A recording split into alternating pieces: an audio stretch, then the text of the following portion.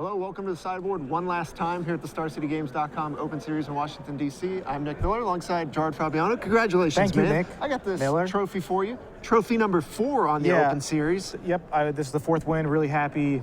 Obviously got lucky. I actually watched the Karate Kid before I played, and Daniel LaRusso, Daniel's son, and he says, "Oh, Mr. Miyagi, why don't you put up your trophies on the wall?" And Mr. Miyagi says, "This don't mean you're good. This mean you lucky."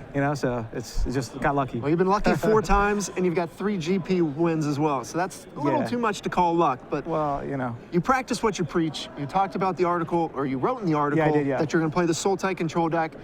People were commenting on Twitter, you got draft, it was Outcast, you got Rashak's Secret in here. Yeah, kind of like a good draft deck. It's basically, when I played in Baltimore in the top 8, I drafted this limited deck that felt like a constructed deck. So I was like, let me build a constructed deck that kind of feels like maybe a limited deck.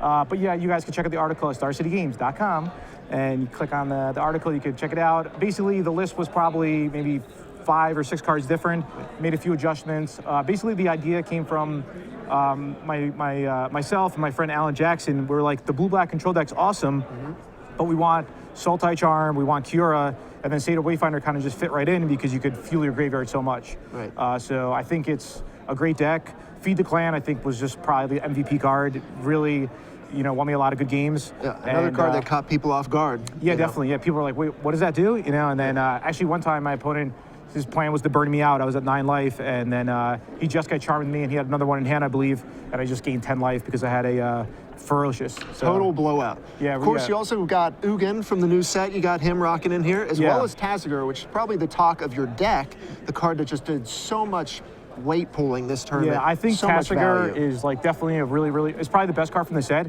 I think it's a pretty good buy if you get it for $5 or $6. I always love throwing the specs out there. Yeah.